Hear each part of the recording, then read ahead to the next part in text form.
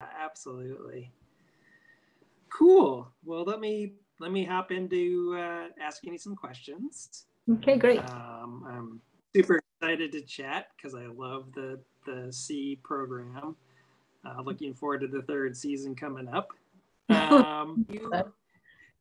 You started on the 2nd season, so I'm just wondering if there was already a philosophy in place behind the costume designing, and how much flexibility did you have to sort of build and improve upon that for the 2nd season?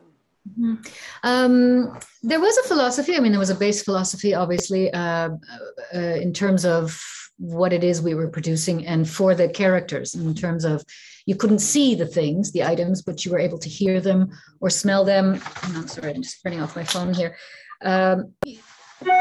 You couldn't, obviously you couldn't see the color, but I had to play with, how do I explain? I had to play with the other senses. So that made it quite interesting.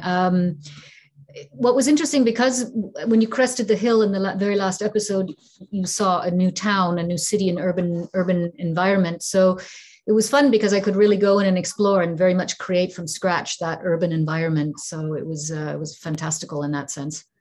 Yeah, I mean, I very much created the costumes, for example, with my hands, or like I would go and touch the fabrics as opposed to just looking at them.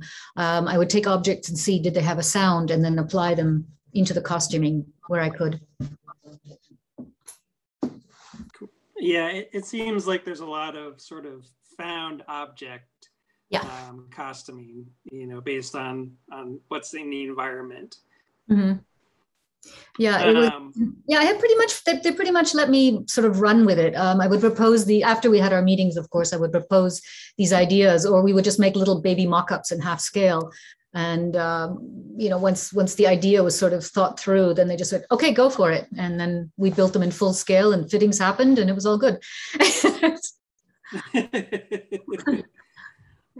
Awesome. The 2nd season is far more leaning into sort of the war aspect of things, and there's the battles, and we see Ito, Baba's brother, and there's a lot of armor and a lot of weapons and that kind of a thing. And I'm just curious kind of what the idea behind making the armor was, because I'm sure there's you don't need to be able to see, but you need to be able to hear, and you don't want to be noisy and loud, so you get attacked. So what was the idea behind designing the costumes there? Well, I'm a history nerd, so the fun part of it was I could pull from all eras and societies and cultures, and it was a lot of fun. The premise was that, for example, with some of the armor, Harlan had a stash, because he was so good at getting things through the black market. He would have a stash of different types of armor, like, for example, the samurai, or and in Cervantes, because it was sort of based on a little bit on ancient Rome, in terms of its structure and its marketplaces, and the production designer and I sort of were on the exact same path of it. Instead of making them an actual Roman army, I tried to pull little bits from there, from ancient Greece, from medieval Japan. Like, for example, the actual plates of the Travantian army are actually Edo period Japanese, with the little tiles. But their boots, for example, would have on the right leg, they would have a stinger, which actually came from ancient Rome, where they used to put bougainvillea thorns on their boots, and they would use that to spur on the horses. It's sort of like an ancient spur. Oh. And then in order to, and I kept thinking, okay, how can we invoke fear in the opposing army? And then I was thinking about, in ancient Rome, you could hear the hobnail boots as they would march from miles away. Now, instead of putting hobnails on the boots, we had on just the right foot, we put the stinger on it with little tambourine cymbals, so that every time there was a step, there was a demarcation of, that we're coming for you kind of thing. And when there was an actual battle happening, the other army, in Pensa, on the left boot, they had little ball bearings in a tube that was on the left boot. So that way they could see who's who. They could hear who's who, not see them, but hear who's who of the opposite side. So there were little things like that. It was... Yeah. It's very interesting. Cool. Yeah, and I'm sure it's intimidating when you hear a whole bunch of those spurs or a whole bunch of those ball bearings. You know it's a lot of soldiers. Yeah. And you knew how far away they were, and also I was playing around a lot with that kind of stuff, and that's where history came. You know, it became a lot of fun to play around with the pulling from different eras. So yeah. Oh, that's really cool. And so you know, Baba, you were mentioning, you know, taking from Japan. You know, he basically is a samurai warrior this season.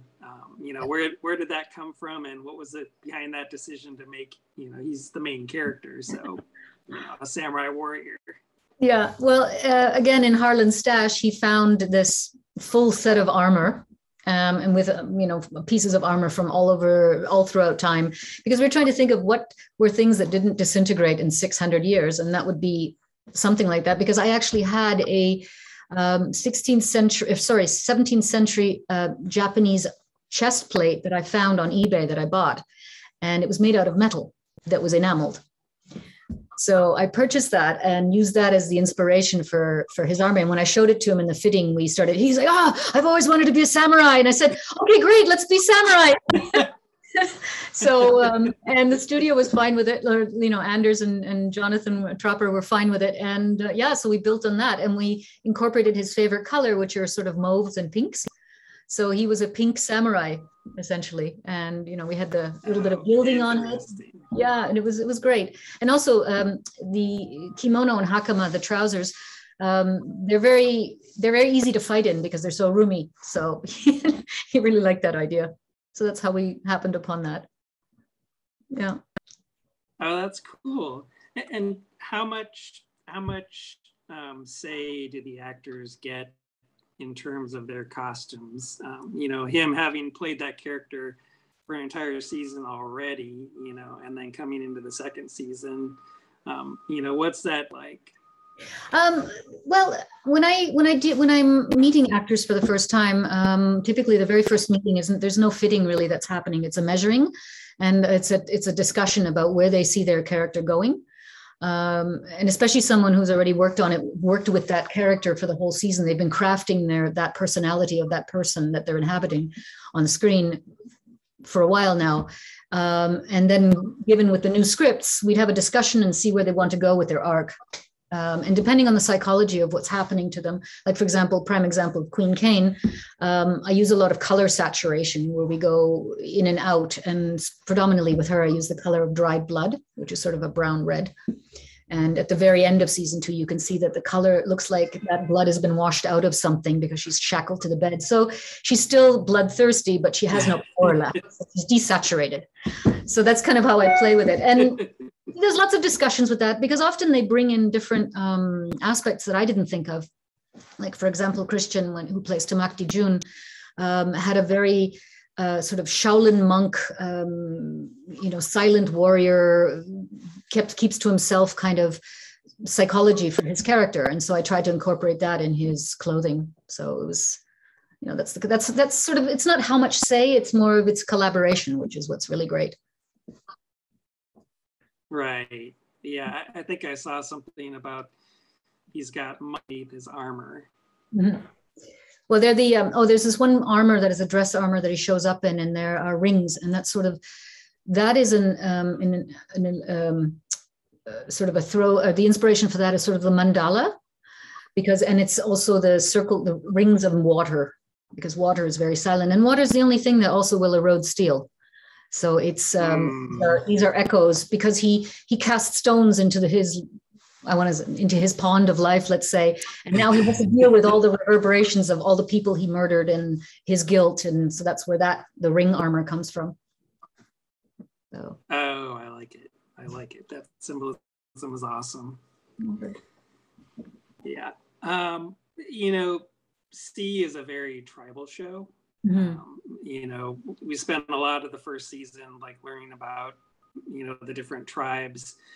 And then we learned about some new tribes in the second season, and especially towards the end of the show with all the hidden tribes. You know, what was kind of the idea behind differentiating the different tribes by what they wore? I actually had to look it up because it's been a while. I have my little cheat notes. All right, we predominantly had 4 tribes. And what I, again, tried to do is to differentiate with the found objects, well, what we had, what would tribes use to create their armor with? Because they have to have some sort of a defense of chest plates or hats or head helmets, that sort of thing. So of the 4 tribes, one of them is called the Salvan. And from them, I took inspiration from Mesoamerican and Maori tribes.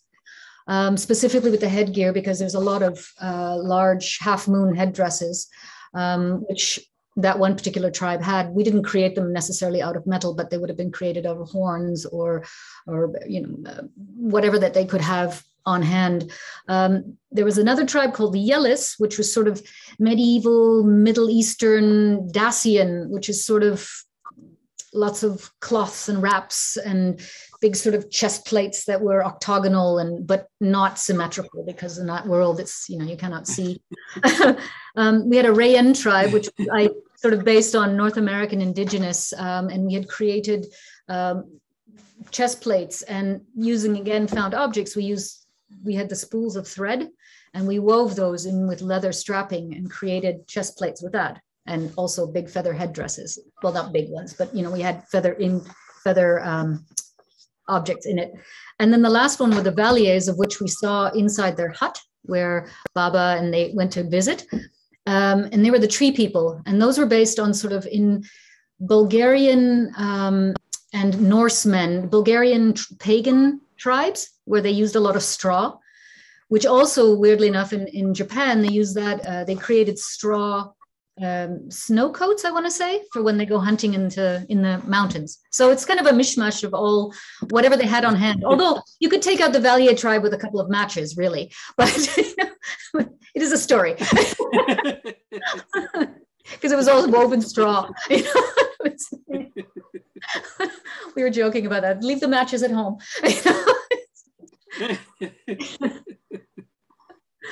Oh, that's awesome.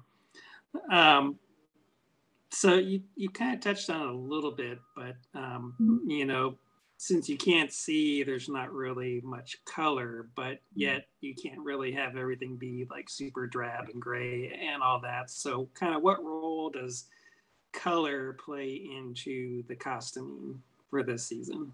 Well, I was basing it on what would natural dyes look like, because natural dyes are made, of course, from plants and herbs, and like turmeric creates a beautiful yellow, but it has a scent. Avocado skins creates a pink, which is why we could use that mauvey pink color for Jason. It also has a scent. Berries have a scent. Indigo has a scent. So all of the colors we use, we couldn't use natural dyes, because when you had to create 36 of something, the dyes wouldn't last. They would just, so we had to, in that sense. But we did them in all the color ranges were sort of based on what natural dyes would be, which, like I said, give off a scent. The Compass Warriors, we actually rubbed rose oil into their chest plates, their leather chest plates, so that it would, just to give the actors something that has a little bit of an extra, because the Compass Warriors symbol originally then becomes the Compass Rose. So we were using it. So I played around a little bit with that. And also to tell a story in terms of with Queen Cain, with her saturation, her power, and then desaturate her. At the very beginning, you can see she has a lightish dress on that has a splotch of blood on the back, with like blood. And then then she turns into an entirely red outfit, and then it comes back into being very pale. So there's that arc. And same with Magra, her colors kept her in blue. And on that, I was playing on sort of with the Last Supper, we were playing with Judas and, the blue and the red. So there's a little bit of everything thrown into everywhere. So. I love it. I love how the costumes sort of represent where the characters are at, because Magra starts out as in the background, and then she becomes the kind of more colorful, more, not gaudy, but, more intricate, queenly types of costume. Yeah, she takes on her role, and she then starts to wear clothing and things that are decorated in a queenly manner, whereas Queen Cain has all that stuff removed from it, and she becomes lesser. So there's this in and out play of power. Yeah, I love it. Did you have any favorite costumes that you designed for this season? hard to pick your favorite child. There's, I think, I mean, apart from Ado and Baba, my other favorite outfit was the Queen Kane's wedding coat, which we recently had on display in Los Angeles for a panel. It was so beautifully intricate, and it was all found object lace and lots of symbolism in it, having to do with her barrenness and her power. And it's actually happened, the coat happened by accident, because originally the scene was set for inside, and then they decided they were going to shoot it outside, except we had minus 40 degrees Celsius outside, so I had to come up with a coat real fast. What do you mean it's outside? So yeah, and then basically just the wedding. I mean, creating the different nobles, I want to say. But I mean, and then also, I mean, the Travantian market, which was so incredible, because it was just because Travantes was considered sort of like a Roman, it was like considered ancient Rome. It was a port of all different nations and nationalities and foodstuffs and furs, and doing that, your mind was the limit. Like, it was just go for it. Anything went, and it was great. It was lots of fun. So there's no favorite costume. I like them all. Of course. Is there anything that you can tell us about the upcoming season 3 in terms of what kind of costumes we might see, new tribes maybe, or? Well, I'll give you. Would they put you in the basement and lock you up? Well, they would do that, yeah. But I can tell you one thing. You'll obviously know there's going to be a power struggle between the two queens, which is very interesting. So stay tuned for that. It's pretty good. Nice. Yeah. Team Magra. Yeah. You're a psychopath. but you need the psychopath. I mean, Sylvia does this brilliant job of portraying her. It's just unbelievable.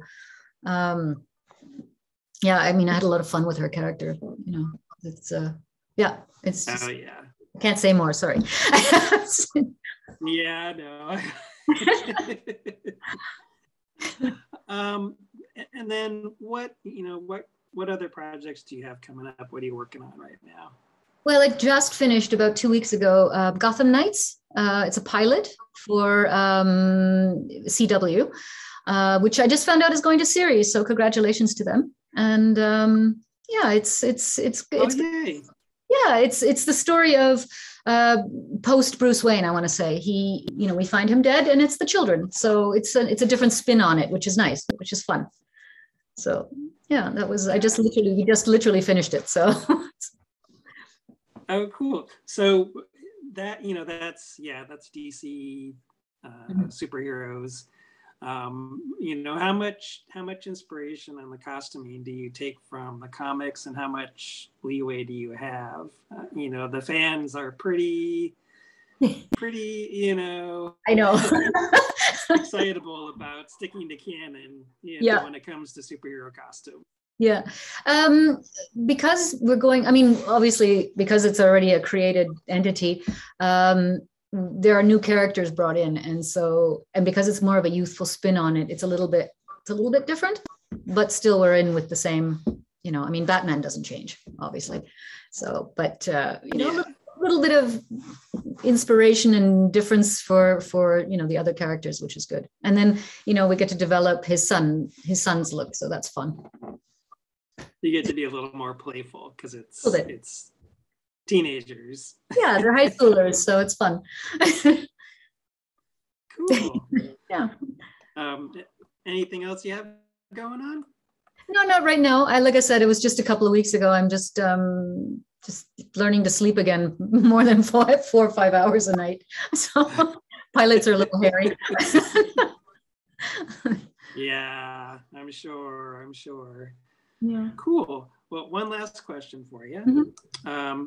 Is there anything that you wish people would ask you when you're, talking about the work that you've done? And if so, what is it and what's your answer?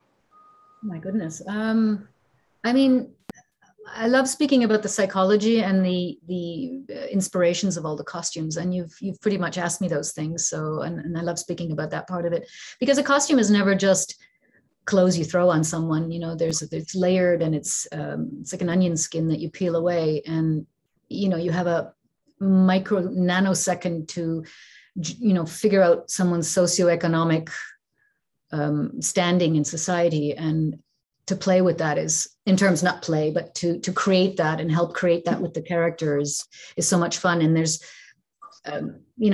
you always have to, I love the collaboration that you have with the actor, because it becomes part of the character, as opposed to, oh, look, he's wearing a blue shirt. It should never be that.